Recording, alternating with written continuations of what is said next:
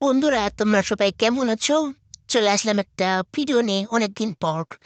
তো আজকে একটা বানাবো মাশরুম বিদেশি সবজি। তো চলো এটা একটু কাটিং করে নিয়ে যাক, মানে ওপেন করা যাক। ছিটছে না কেন? চা এত পাতলা কিন্তু ছেড়ো না। যাই হোক, একটু ছেড়ে নিলাম প্যাকেটটা। এই হচ্ছে মাশরুম ললিপপ, সাদা ললিপপ।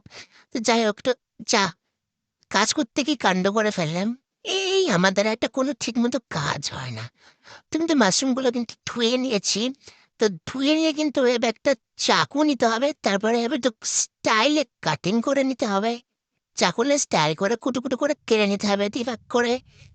হ্যাঁ, এখন কাটতে যে কত সময় লাগে ভালো লাগে না।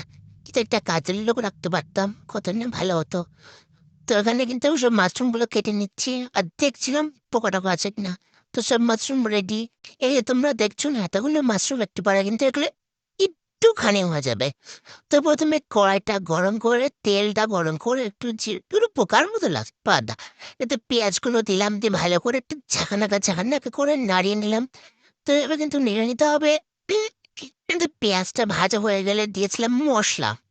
তো মশলাটা দিয়ে খুন্তি ধীরে করে ছেঁকে নেড়ে করে নাড়িয়ে নিতে হবে, তো সব মশলা আর পেঁয়াজ একসাথে মিক্স হয়ে যায়।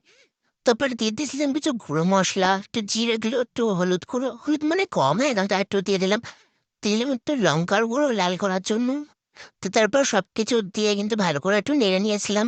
তো একটু টেস্টি রেস্টি মনে হবে। তো কি যেন দিন আছে, নুন নুন দিয়ে নিলাম, তারপর একটু দিয়ে দিলে মিট মশলা। তারপরে কিন্তু আবার একটু ভালো করে নেড়ে নিয়েছিলাম। কালারটা কিন্তু সুন্দর এসছে।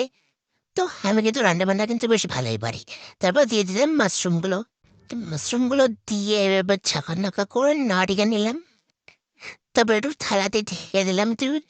দেখো, ঢাকনাটা খোলার পর কিন্তু ভালো জল বেরিয়েছে আর মাশরুমটা কিন্তু সেদ্ধ হয়ে গেছে। তো মাশরুম কিন্তু আমাদের রেডি। খেতে কিন্তু অসাধারণ লাগছিল, তোমরা কিন্তু একবার বানিয়ে ট্রাই